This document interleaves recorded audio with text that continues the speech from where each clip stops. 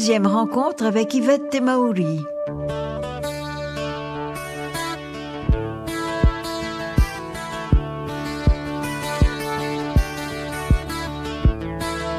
Yvette Temauri Yaorana. Yorana, Michel. Merci de me recevoir au milieu de tes nombreuses plantes. La semaine dernière, Yvette, nous avons évoqué quelques-unes de tes activités, en particulier celles menées au sein de l'Église évangélique, Église qui, je le rappelle, a offert à la toute jeune femme de pasteur que tu étais l'opportunité d'une action d'abord au sein de l'Union des femmes francophones d'Océanie, l'UFO, puis dans d'autres commissions régionales et internationales. Et depuis, tu as continué à faire d'une certaine façon ce que l'on pourrait appeler du social. Mais ces responsabilités t'ont laissé apparemment du temps pour coudre, broder, couper et réaliser des tifeifei. En 1996, alors que tu diriges le Centre territorial des droits des femmes et des familles, le CTIDFF, tu deviens membre de l'association Te Apinui no Tifeifei et tu exposes tes ouvrages. Qui donc t'a initié à ce travail ? Il faut dire que quand j'étais petite, avec ma maman biologique, elle me forçait à faire la couture, à faire la broderie, à faire le tifeifei. Et ça, j'avais intérêt à finir, pendant un mois, à finir quelque chose. Et j'ai appris comme ça. Et après, j'avais ma grande sœur qui était à l'artisanat quand j'ai vécu ici à Tahiti.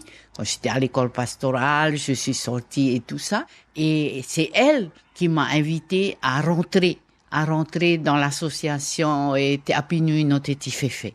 Parce que elle était membre de cette association et elle me voyait quand elle venait à la maison, je regarde la télé, mais avec un tifeifei ou la broderie. Jamais je regarde la télé sans rien faire.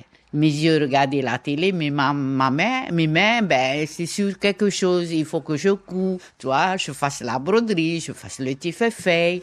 Et après, quand on a des réunions familiales, j'ai proposé à mes nièces, nous, les femmes, on va apprendre, je vais les apprendre à couper le tifeifei, à voir les motifs, à marier les couleurs.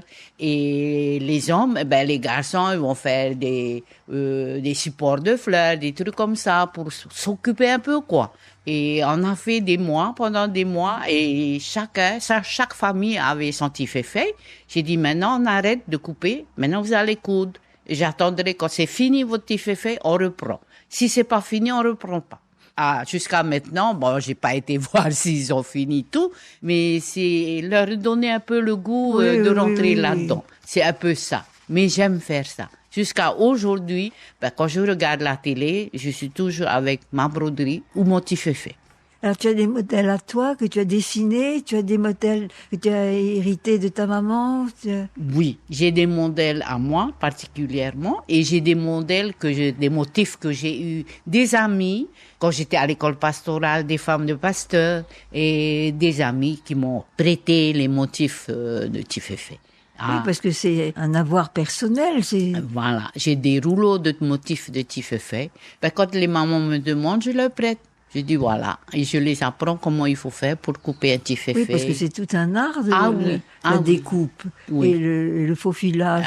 Ça, fais gaffe au dos, hein. Ça fait mal le dos quand t'es penché là toute la journée, du matin au soir, à recoudre. Hein. Et tu avais des tables pour te mettre? Oui, j'avais des tables, tout préparé pour ça. Et tu cousais toute seule ou quelquefois tu participais à des poupous, à des... Sinon je vais avec mes motois. Je leur demande s'ils n'ont pas de devoir de venir donner un coup de bain à mémé. Il y a des femmes qui disent, mémé, c'est fiou, ça fait mal au dos, ça pique les doigts. Je dis, c'est comme ça, hein. Quand il faut apprendre quelque chose, il faut souffrir, quoi. Et c'était important dans la vie de famille d'avoir un tifeifei? Pour moi, oui. Parce que...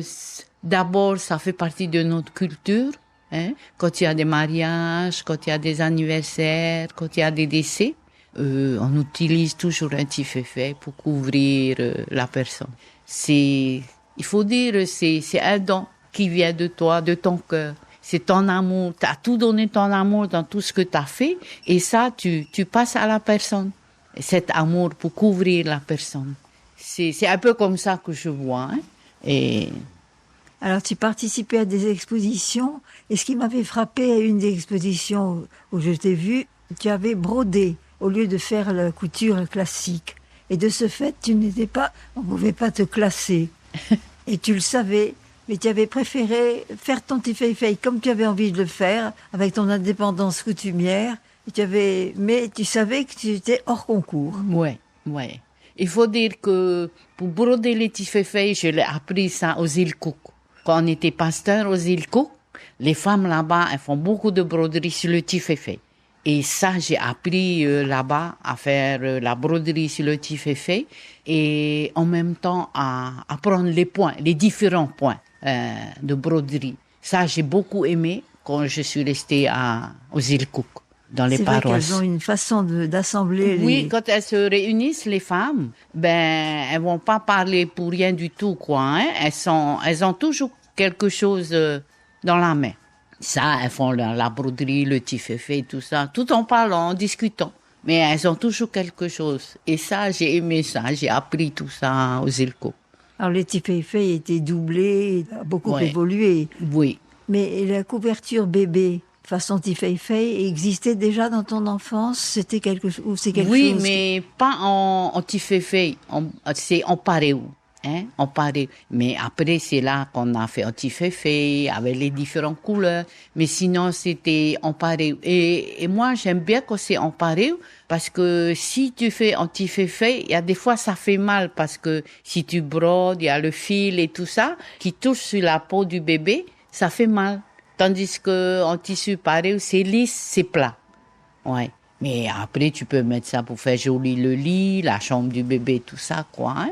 Mais si tu veux porter le bébé avec ce couverture bébé petit fei-fei, il faut tout tourner à l'envers pour mettre sur la peau du bébé, quoi, hein, et pas à l'endroit. Oui, c'est des précautions qu'il faut prendre. Voilà. Et là, en ce moment, tu fais un petit fei-fei. Ta couture, c'est quoi en ce moment? C'est la broderie. Je suis en train de terminer mes têtes d'oreiller et voilà. Pas de fei-fei en petit fei-fei? Pas de petit fei-fei en ce moment. Est-ce que tu mets sur ton lit un petit fei-fei? C'est rare. C'est rare. Parce je que me rappelle toujours quand mon mari vivait, il me dit, quand c'est nous deux, tu mets jamais de petit fei-fei sur le lit. Mais quand il y a des gens qui arrivent, tu mets le petit fei-fei sur le lit. Je dis, oui, parce que là, tu as l'habitude de voir le lit avec le petit fei-fei. Mais les gens, les invités, non, ils n'ont pas ça chez eux. Je leur montre que ça aussi, ça fait partie de notre culture. On met les jolies choses pour recevoir les gens. Est-ce que tes enfants qui sont partis faire des études à l'extérieur sont partis avec un petit fei-fei?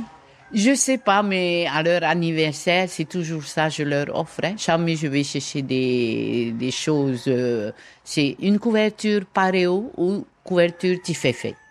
C'est ça que je donne à mes enfants, à même au toit, jusqu'à aujourd'hui. Ils savent que quand c'est leur anniversaire, mais on aura une nouvelle couverture.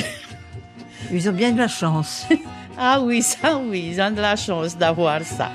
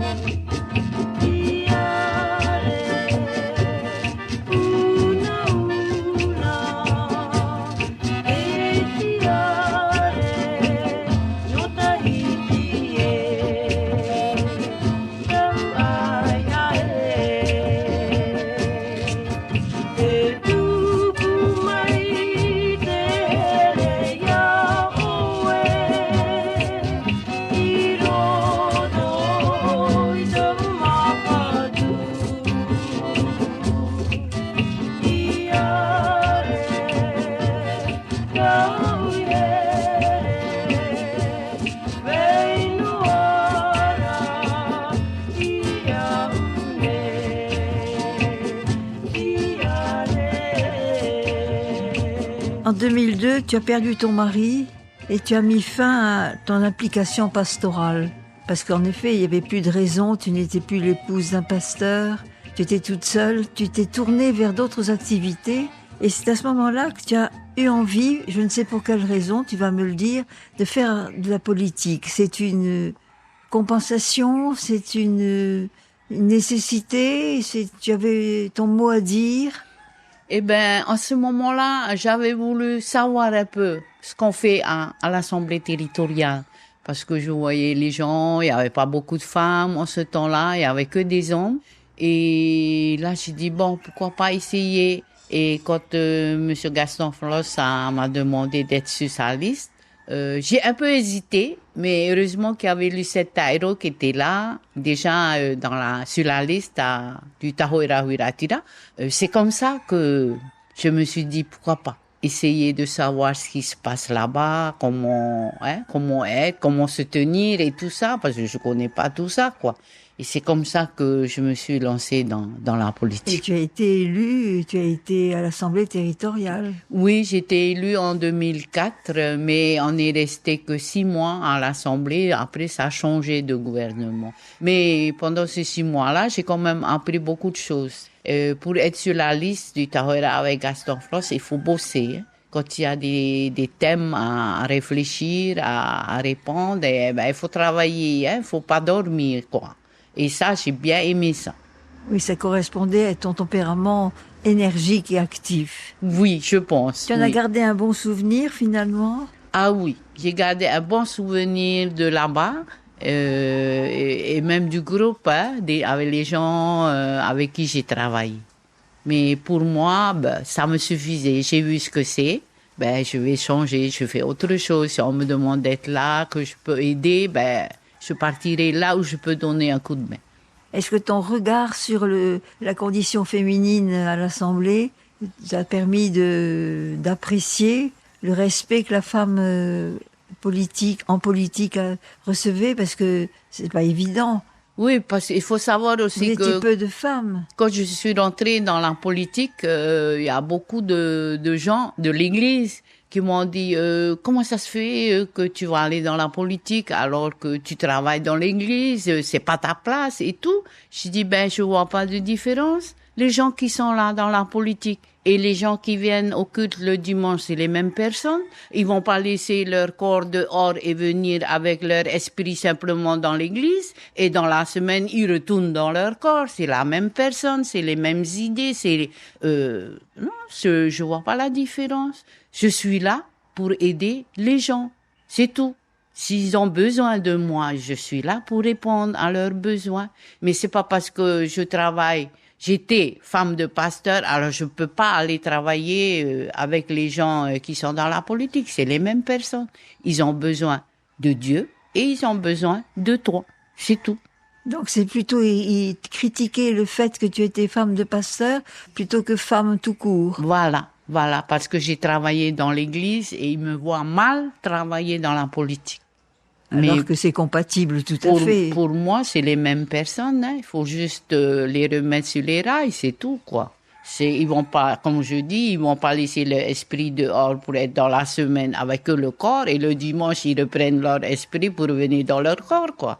C'est idiot, quoi, de penser comme ça. À l'Assemblée, on vous écoutait en tant que femme, on vous écoutait vraiment? Ah oui, on a des dossiers qu'on gère, qu'on nous donne à gérer et tout ça. Ah oui. On nous écoute. Mais bon, des fois, il faut taper sur la table. Ça t'a pas retenu. Quand le gouvernement a changé, tu as quitté l'Assemblée territoriale et tu t'es consacré à une autre association qui est intéressante elle aussi, Heitinirao. Oui.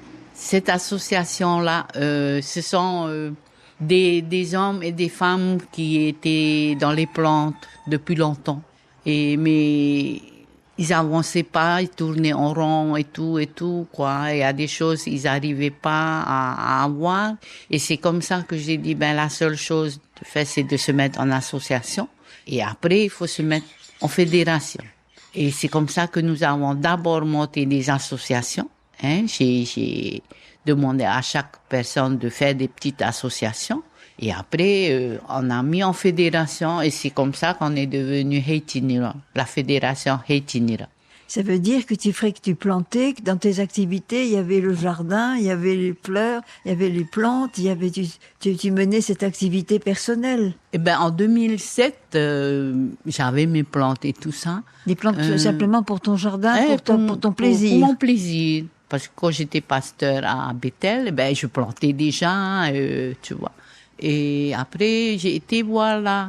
Et je voyais que c'est pas ça. C'est pas ça, les femmes, quoi, hein.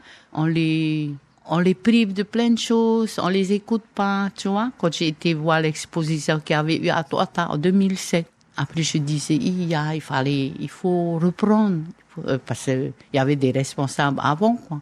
J'ai dit, comment ça se fait, c'est comme ça? Et comme mon frère était à la chambre d'agriculture en ce temps-là, alors je demandais un peu les renseignements à mon frère. Et après, je parlais avec les mamans, j'ai dit, maman, il faudrait qu'on mette en place une association. Parce que si on va comme ça, chacun de son côté, on va jamais nous écouter et ça va toujours être comme ça. Vous allez vous plaindre tous les ans, ça sert à rien. C'est comme ça que j'avais donné l'idée qu'on va mettre en place une association. Et là, on a réuni tout le monde parce qu'il y avait le comité, un petit comité, et tous les ans, ben, ils renouvellent leur comité entre eux, mais c'est jamais l'avis de tout le monde. J'ai dit non, il faut convoquer tout le monde et demander l'avis de tout le monde. C'est comme ça qu'on m'a élu en tant que président de l'association Heitinira. Et en 2009, on a mis en place la fédération. C'est-à-dire, j'ai demandé à faire des associations d'abord, des petites associations, et après, on fait une fédération. C'est comme ça qu'on a mis en place la fédération Heitinira en 2009. Et comment tu connaissais ces familles qui travaillaient la terre, qui, comme toi, faisaient de l'horticulture? Ben, j'allais voir quand il y a des expositions, j'allais voir un peu ce qui se passe et tout ça. Et c'est comme ça que j'ai pu rencontrer, discuter avec ces personnes-là. Beaucoup de familles vivent que de ça. Encore maintenant? Jusqu'à maintenant. Il y en a encore des familles. J'ai vu, par exemple, la famille Chan. Ben, les enfants étaient petits, maintenant ils sont jeunes. Ils sont aussi dans les plantes. Ils vivent que de ça. Depuis les bébés jusqu'à maintenant. Ils ont leur famille, ben, ils sont aussi dans les plantes. Et beaucoup de familles vivent que de ça. C'est pour ça, je veux pas laisser tomber comme ça. Il faut qu'on améliore les choses, quoi, hein, pour que eux, ils puissent avancer, quoi.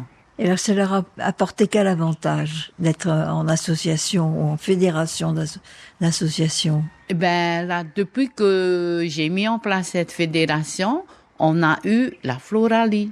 Parce que, il y avait pas avant. Il y avait pas d'endroit où les femmes, les orties pouvaient se rassembler pour présenter, vendre leurs plantes. En 2010, avec Rivetta, que je remercie beaucoup, on a eu un budget pour mettre en place la Floralie, la première Floralie de la Polynésie française. Et ça, c'est un grand avantage. Et après, quand on a eu des aides, tu vois, elle pouvait demander des aides, avoir des tronçonneuses, des brouettes, des serres, des trucs comme ça. Ça, ce sont des avantages que les agriculteurs, les horticulteurs pouvaient avoir. Et après, il y avait les foires. Je faisais participer les orties à la foire de Polynésie. C'est comme ça aussi qu'on a avancé, tu vois, on expose un peu par-ci, par-là. Tu es organisatrice dans l'âme, toi. Quand j'analyse aujourd'hui, oui, un peu. Tu connais qu'il faut voir, comment organiser les choses, comment... Voilà, c'est ça. Et c'est comme toujours, je le dis, c'est l'expérience de paroisse, hein. Le vécu dans les paroisses, comment il faut organiser quand il y a les fêtes et tout ça, qu'il faut voir et tout, qu'il faut responsabiliser parce que tu peux pas faire toute seule. Il faut responsabiliser les gens qui fait quoi, hein, c'est ça. Une fois que tu as une équipe, tout marche. Il faut avoir une bonne équipe. Voilà. Quand on veut organiser les choses, on discute, on attend une équipe, c'est bon, et ça roule. Et avoir un sens de la communication bien, c'est ça, bien précis. C'est ça. Et jusqu'à aujourd'hui.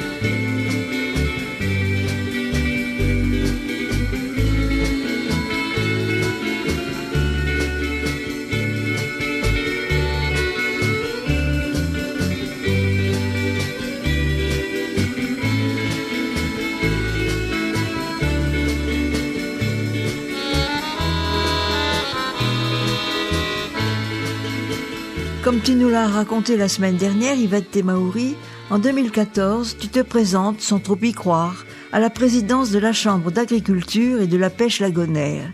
Et aux surprises, tu es élue. Et cette présidence, ça a changé ton quotidien. Il a fallu que tu bouges beaucoup, que tu visites beaucoup les agriculteurs, que tu aies beaucoup de réunions.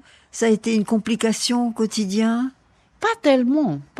J'ai pas rencontré beaucoup d'agriculteurs. Comme il y avait des responsables pour chaque secteur, on se réunit avec eux. C'est eux qui allaient dans les secteurs, tu vois.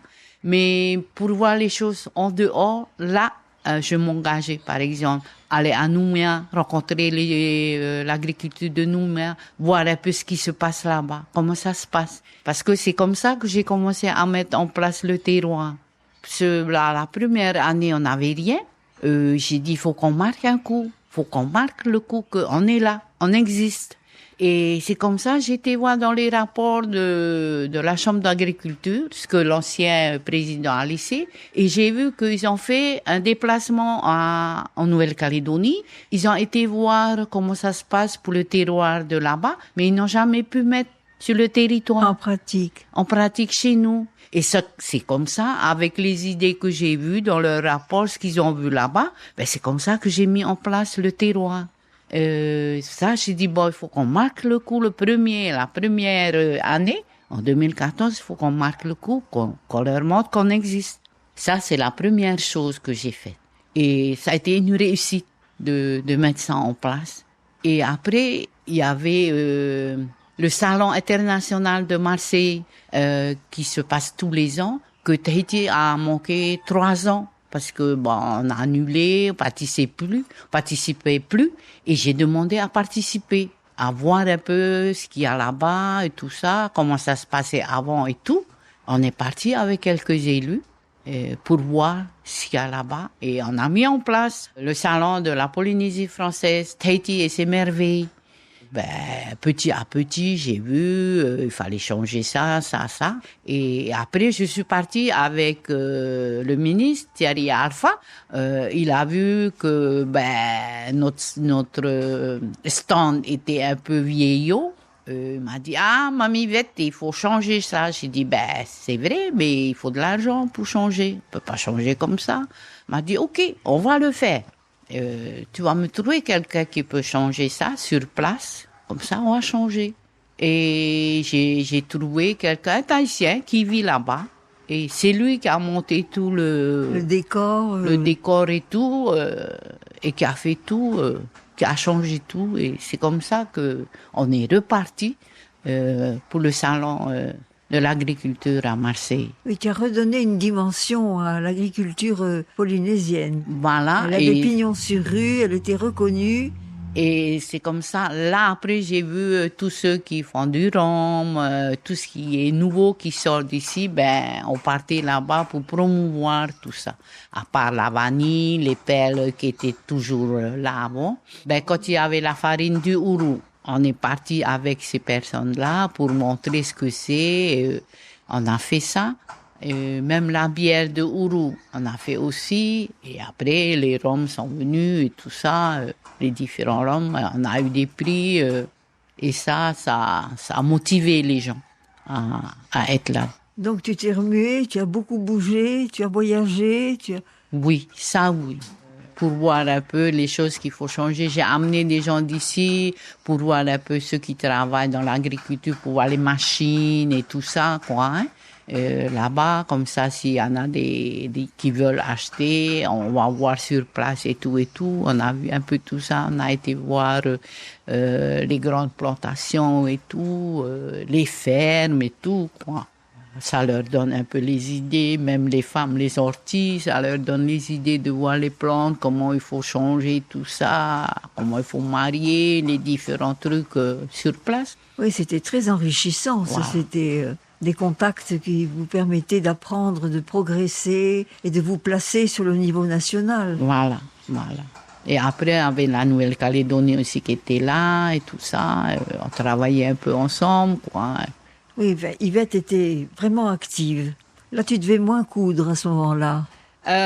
Non. Quand j'étais là-bas, j'envoyais pas avec moi. Avant, je partais avec, hein, mais après, c'était interdit sur l'avion parce que sur l'avion, je cousais l'aiguille, le ciseau et tout ça. Parce que Je faisais dans l'avion parce que j'arrivais pas à dormir. Alors, je cousais. Après, on m'a dit, non, c'est interdit, tu vois, les ciseaux et tout ça. Alors, je rangeais. Le bilan que tu tires de ta présidence à la Chambre d'agriculture. Faut dire que j'ai pas regretté. J'ai pas regretté d'être là, de voir autre chose, que les femmes pouvaient être là. C'est pas que des hommes. On pouvait apporter notre pierre pour construire cette maison. Il n'y a pas que les hommes. Mais c'est vrai que ça a été dur au début parce qu'il y avait des hommes qui étaient dans leur tête. C'est comme ça, on peut pas changer. Et changer la mentalité de ces personnes âgées, surtout, ce sont des personnes qui ont vécu longtemps là-dedans, c'est pas facile. Et j'arrivais à aller discuter avec eux, rigoler avec eux, tu vois. C'est comme ça que j'ai pu un peu changer. Oui, un peu diplomate, Voilà. tu as pu... Il faut pas aller exiger les choses directement comme ça. Faut discuter. Papa, si on change ça, qu'est-ce que tu penses? À votre temps, c'était comme ça. Aujourd'hui, c'est comme ça. Et si on changeait, est-ce que ça va pas être mieux, tout ça? Est-ce qu'on pourrait pas essayer de changer un peu? Tu vois? Il faut discuter faut pas comme forcer ça. les gens. Non, faut pas. Les amener eux-mêmes à prendre la solution que tu proposes. Voilà. Et il faut montrer. Tu vois, pendant les foires, tout ça, j'essayais de montrer un peu si on change, qu'est-ce que ça fait, tout ça. Et j'allais toujours voir ces personnes âgées qui étaient là, qui étaient dans l'agriculture. Ça fait des années. Et c'est comme ça que je me suis fait aimer par ces personnes. Ils ont eu confiance. Et là, après, quand je fais des réunions, je leur dis, alors, qu'est-ce que vous pensez si on changeait comme ça? Si on faisait comme ça, qu'est-ce que vous pensez? Oui, tu ne forçais personne. Non. Je discutais d'abord avec eux. Je forçais pas. Je discutais avec eux. S'ils sont d'accord, on le fait. Et, tu vois, par exemple, quand on avait fait les pesées des ignames, avant, pendant des années, chaque personne amenait leurs ignames ici à Tahiti pendant la foire pour peser. Et des fois, quand ça arrive ici, c'est cassé, c'est un petit morceau. Alors tout ça, et tu vois, quand c'est cassé, Oui, on peut plus remettre dessus pour peser, quoi. C'est mis de côté. Et après, j'ai discuté avec eux. Ils n'ont pas vite accepté. J'ai dit non. Maintenant, on va changer. C'est pas vous qui allez venir avec. C'est nous, le comité, qui allons venir vers vous. C'est-à-dire au trou. Vous déterrez vos ignames. Et nous, on vient, on pèse au trou. On prend le poids. Vous vendez si vous voulez vendre. Vous amenez si vous voulez amener. Mais on va plus peser ça ici. Et on a fait comme ça, la première année. Aucun homme n'est venu nous aider. Il n'y avait que des femmes pour porter les ignames. Ils pèsent lourd. Ah oui, 100 et quelques kilos. Que des femmes. Et quand il y avait des reporters, ils ont eu honte peut-être. Deuxième année, ils sont venus. Mais partout on a fait ça, on a été vers eux. Sauf les bananes, les maniocs, des trucs comme ça, ils peuvent venir avec. Pour le concours, je veux dire, pour les peser ici. Mais les ignames, les grosses pièces, on allait dans les îles. On allait jusqu'à Tupoué. Il y avait aussi des concours là. On allait là-bas, on se déplaçait. Et je faisais un budget pour le comité, pour payer leur voyage, pour aller là, pour peser tout ça. Et de là, ça a marché jusqu'à aujourd'hui. Je sais pas comment ça va être, je sais pas. Mais à mon temps, c'est comme ça. Quand c'est la foire, en juillet, on partait dans les îles. Prenez les poids de chaque igname, tout ça, de chaque produit pour le concours. Est-ce qu'il y a des cultures que tu as favorisées plus que d'autres? Ce que j'avais essayé de demander, c'est de diversifier les produits. Mais ça a été dur. C'est pas encore ancré dans la tête des gens qu'il faut diversifier. Faut pas scier, ce sont des tomates. Faut pas faire que les tomates. Pas faire que les choux. Tu vois? Un petit peu, pour que ça tourne. Mais c'est dur. Surtout pour les Australes. Ils ont l'habitude de faire, quand il y a des choux, que les choux. Quand il y a les carottes, que les carottes. Après, on voit le résultat, on n'arrive pas à vendre parce qu'il y a trop. Hein? Alors, s'il fallait diversifier un peu, hein? Chacun va faire un petit peu, peut-être qu'on arrivera, mais c'est un peu dur. Ils ont l'habitude, ils ont ce vécu-là depuis. Oui, depuis longtemps. Depuis longtemps, ils ont ça oui. et c'est un peu dur à changer.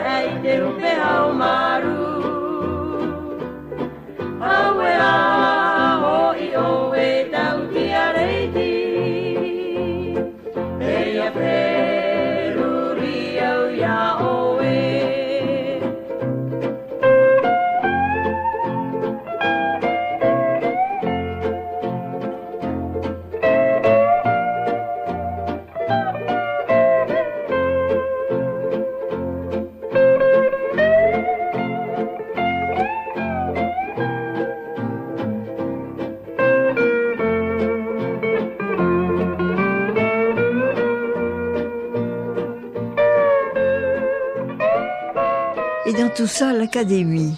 Comment tu es rentrée à l'académie? Ah, ça, c'est une autre histoire. J'étais devant la dépêche, je regardais la dépêche, et j'ai vu dessus dans la dépêche, dernier jour, dépôt de candidature à l'académie. Ah, puis j'ai dit, en fait, j'ai regardé qu'est-ce qu'il fallait faire, et là, j'ai pris une feuille, j'ai écrit ce qu'il y avait à faire. Ah ben j'ai dit, Nana, viens, tu me déposes à l'académie. Qu'est-ce que tu vas faire à l'académie? Je vais aller déposer ma candidature, là, c'est aujourd'hui le dernier jour. Je suis partie, j'ai déposé, je suis repartie. Et après, quelques jours après, John Doom qui m'appelle. John Doom qui avait une grande admiration pour toi.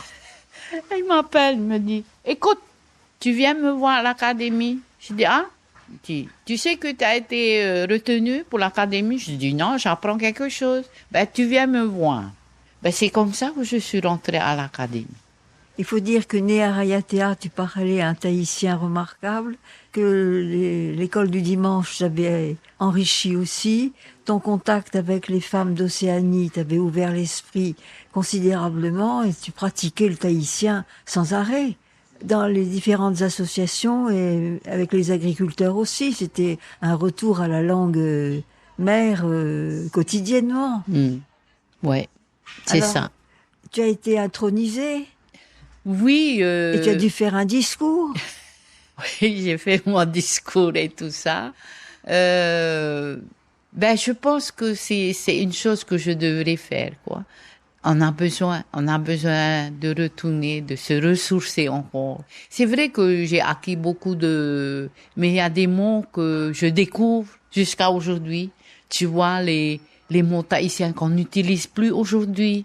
Il y a beaucoup, et en plus c'est joli ces mots, mais on l'utilise pas parce qu'on prend les mots faciles, hein, qu'on a l'habitude de parler. Et c'est ça que j'aime à l'académie aujourd'hui, parce que je découvre en même temps. Il y a des choses que on n'utilise plus aujourd'hui. Et il va falloir remettre sur le tapis.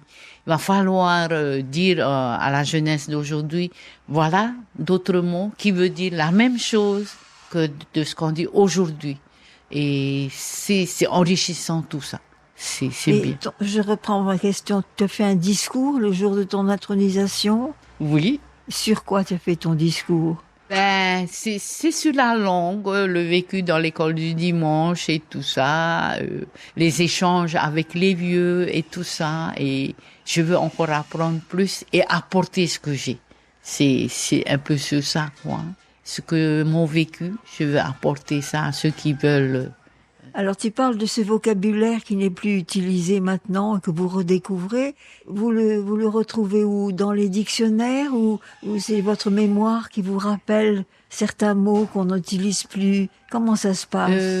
C'est dans les livres qui existent, Les dictionnaires et tout ça, mais dans tes panneaux Josselin, tout ça, il y a d'autres Davis, tu vois, on n'utilise pas, on prend simplement les mots courants qu'on entend tous les jours, mais il y a d'autres mots qui signifient la même chose, qui est très joli, mais qu'on n'utilise pas. Et c'est ça que j'ai dit aujourd'hui dans le nouveau dictionnaire qui va sortir, il y a beaucoup de mots que les gens vont découvrir. On a mis dans le nouveau dictionnaire qu'on va rééditer. Alors vous vous réunissez, vous discutez sur le sens de ce mot, sur son origine, sur son emploi. Vous êtes à quelle lettre? Aujourd'hui, on est à O. Vous avez bien travaillé. Ah oui. Si je suis pas là, ce sont les autres qui continuent, qui ont travaillé. Vous vous réunissez toutes les semaines? Ouais.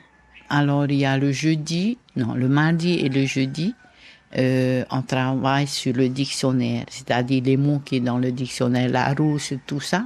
On regarde tous les mots et si ça correspond avec le dictionnaire tahitien qu'on a déjà édité, s'il y en a des mots qu'on n'a pas émis et tout ça, s'il faut remettre dedans les mots qu'on n'a pas mis, et après le mercredi et le vendredi, il y a des nouveaux mots qu'on met, qu'on découvre et tout ça. Oui, parce qu'il y a la technique, impose un nouveau vocabulaire. Et c'est ça. Ouais, on revoit tout ça alors le mercredi et le vendredi. Bon. Aujourd'hui, c'est pas tous les jours que je suis là-bas, mais quand je suis libre, je vais. Parce qu'il y a le CESEC aussi à côté, que je suis aussi à côté, alors je fais les deux. Oui, vous n'êtes pas tenu de venir régulièrement. Voilà. Mais il y a d'autres personnes qui sont là tous les jours, comme Florienne, Emma Toufariwa et d'autres personnes encore. Joanna Nouveau, qui sont là, libres, qui sont présents tous les jours. Alors l'Académie, et toi en particulier, est à l'origine de la publication d'un livre sur les Raou Tahiti. Oui. L'idée est venue de toi? Oui, parce que j'avais beaucoup de recettes. J'avais beaucoup de recettes des mamans. Il y a des personnes qui sont parties et j'avais les livres avec moi, les recettes. Et après, j'avais proposé à l'Académie si on pouvait éditer tout ça. Mais après, il fallait que j'aille voir les familles, s'ils sont d'accord. L'autorisation. Oui, s'ils sont d'accord à ce que je mette les recettes dans le livre et tout ça, que j'écrive et tout ça. C'est comme ça que ça m'est venu l'idée de faire le livre. Et ces recettes, tu les as récoltées au passage de tes visites en tant que présidente de l'agriculture ou... Pas seulement, quelques-uns, je l'ai eu comme ça, mais les autres, c'est familial. Les familles m'ont donné tout ça. Comme je faisais beaucoup de rauteti pour moi-même, pour ma famille. Ah, tu en faisais toi-même? Oui. Enfin, ça, les raus que je connais bien, que j'ai vécu avec ma maman, tout ça, ben, je faisais le rauhea, tout ça, le rauira, des trucs comme ça, simplement, Mais, et je voulais pas que ça reste dans un coin et le jour où je serai pas là, ben, ça va partir aussi avec moi, quoi. Alors, je voulais faire un écrit comme ça, les gens peuvent utiliser après. Mais comme je dis, les gens, il faut suivre les recettes qu'on donne et les mensurations. Faut pas penser que quand on met plus, on guérit vite. Non.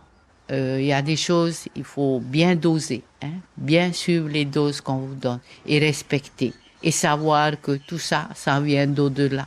Ça vient pas de toi. Tu n'es que serviteur. Tu mets en place qu'on te donne. Le savoir qu'on te donne, il faut le remercier pour tout ça. D'où la concomitance, c'est-à-dire que le tawa qui vous donne le remède, souvent fait une prière. Ça te semble logique? Ça te semble complémentaire? C'est complémentaire pour moi parce que tu demandes à Dieu de bénir ce que tu vas prendre et de soigner en même temps, de te guérir, de te soigner, et de donner la force à la personne si tu donnes à quelqu'un, de lui donner la confiance d'abord. Il faut que la personne ait confiance. Parce que si tu viens me demander à faire le raoult et c'est juste pour jouer, je vais pas le faire. Je vois déjà quand tu vas me dire ça, je vais pas le faire. Mais si tu as vraiment besoin, Tu as confiance qu'avec ça, tu peux, je vais pas dire te guérir, je vais pas te guérir, mais soulager un peu. Je pourrais peut-être te soulager. Ok, je ferai. Mais si j'envoie quelqu'un qui a une maladie avec quelqu'un qui soigne et je vois que c'est juste pour tester la personne, oublie-moi. J'ai souvent entendu dire des femmes qui possédaient ainsi ce savoir des Rao, qu'elles ne donnaient pas systématiquement à leurs enfants leur savoir, mais il fallait qu'elles aient quelqu'un en qui elles ont particulièrement confiance. C'est pas forcément la fille, la petite fille, ça peut être une aide, une jeune fille qui venait aider. Je me souviens d'Aimé Lucas, qui avait donné non pas à sa fille, mais à celle qui s'occupait d'elle, et qui lui avait donné son savoir. Elle disait que en rêve, elle avait vu que c'était elle qui devait recevoir ce patrimoine. C'est vrai ça, parce que, comme je disais, les enfants, ils sont pas intéressés. Ils veulent pas faire. Parce que si on te dit d'aller ramasser les raos et tu veux pas faire, c'est pas la peine de faire ce rao, hein. Parce que, si tu vas aller et tu rouspètes, pourquoi c'est moi qui vais aller chercher poulotte et tout ça, ça sert à rien.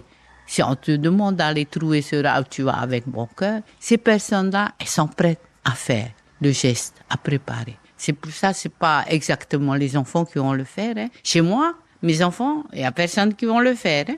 À qui tu vas donner ton savoir? Je sais pas. Peut-être il y aura une personne qui va venir, qui va être intéressée, Petite fille, tu étais intéressée déjà par ces plantes avec ta oui, maman parce biologique? qu'on me soignait avec ça, quoi, hein. On n'avait pas de docteur avant, hein, chez nous, à Riatea, hein. On est au fin fond de la vallée, il n'y avait pas de docteur, hein. Le docteur, c'est ça, c'est ma maman qui faisait un peu de ci, un peu de ça. Et ces plantes médicinales existent toujours ou elles disparaissent? Aujourd'hui, c'est difficile à trouver les autres. Par exemple, le tiapito. Avant, dans notre champ, là, avec les vaches et tout ça, tu vas chercher, tu trouves facilement. Aujourd'hui, non, et tu achètes aujourd'hui. Et c'est pas bon que tu achètes les rares. C'est pas bon? Non, c'est pas la peine. De monnayer il faut aller chercher toi-même, mais pas payer. Tu peux envoyer le maha si tu veux, pour remercier la personne, mais pas de l'argent. Tu peux donner un paquet de sucre, de riz, de machin, tout ça, mais pas l'argent. Tu es connu tellement maintenant dans le monde, à la fois politique et agricole, que tu as été pressenti et que tu fais partie du CESC, Comité économique, social et culturel de Polynésie. Oui, ça c'est depuis 2018. J'ai été nommée par la Chambre d'agriculture pour représenter la Chambre au CESEC. Et alors, c'est un rôle important? C'est important, c'est une découverte en même temps, parce qu'il y a tous les partis civils qui est là-dedans. Il y a des fois, c'est dur aussi à se battre pour défendre tout ça. Mais j'apprends des choses, j'apprends beaucoup de choses, j'écoute. Je discute pas beaucoup, mais j'écoute les choses. Les projets qui viennent de l'Assemblée de la Polynésie, c'est tous les semaines qu'on a, hein, des avis sur des projets. C'est tous les semaines qu'on a. Toutes les semaines? Toutes les semaines. Alors, pour cette semaine, on a sur la validité du cannabis thérapeutique. On a ce dossier à étudier sur l'artisanat, après sur l'enseignement protestant qui va, enfin, sur l'enseignement, pas seulement protestant, il y a privé, et tout, quoi, MFR et tout. Il y a beaucoup de projets qui arrivent tous les semaines de l'Assemblée. Et puis qui sont très variés. Très variés. Heureusement, il y a plusieurs commissions, quoi, hein. La commission éducation, société, emploi et tout ça. Et économie, dans quelle commission, toi? Société, éducation, emploi et santé. Oui, c'est vaste. Emploi et santé. Je suis là dans les deux commissions. Après, les autres, c'est économie, un développement. Et là, les exposés se passent dans la courtoisie, se passent dans... Oui, et on a des invités, quoi, hein. On demande à être plus clair, quoi, sur les sujets qu'on discute. Donc Non, ça t'occupe ça aussi, c'est encore Ah oui, c'est une activité. encore autre chose. Il faut chercher les réponses, il faut étudier les dossiers et tout ça, quoi. Alors tu as été décorée du mérite agricole et c'est justifié. Tu as été satisfaite, tu as été heureuse de cette distinction? Oui, très heureuse. Oui. Je suis très heureuse d'avoir cette médaille. Et alors maintenant, tu viens d'être au mois de juin, j'ai découvert que tu as été marraine du Televoud. Alors, est-ce à dire que tu es une navigatrice en herbe? Eh ben, tu sais, quand on m'avait appelé, mon cousin m'a appelé pour me dire, alors, tu es choisie pour être marraine du Televoud 2, Televoud Petit. J'ai dit, comment ça que c'est moi? Pourquoi moi? Pourquoi pas d'autres? Il y a d'autres personnes plus qualifiées que moi. Pourquoi tu m'as choisi, moi? Après, il me dit non, je voudrais que ça soit toi. Simplement. Je veux pas d'autres personnes, machin. C'est toi que je veux. Hein? Ok, alors. Ben, j'ai accepté. Donc voilà, tu as cassé la bouteille de champagne sur la coque du navire. Oui, j'ai cassé la bouteille. Après, on a fait... Tu as fait un discours quand même, tu as fait un oréno. Oh, j'ai remercié quand même et tout ça, quoi, de m'avoir choisi et tout. Toi, c'était une surprise. Je pensais pas qu'un jour je deviendrais marraine d'un grand bateau comme ça. Et on est parti à Huéné, à Reatea, à Bora, on est revenu. Tu as fait la navigation. Oui, après on est reparti jusqu'à Mopiti. Alors j'ai invité les personnes qui étaient avec moi dans la campagne pour l'élection de la chambre. Je les ai invités à venir avec moi sur ce bateau-là, pour le baptême du bateau Televoud 2. C'est le côté agréable de... Oui. Franchement, je remercie beaucoup les enfants qui ont pensé à moi, la famille, quoi, hein, qui ont voulu que ça soit moi, la marraine du Televoud Petit.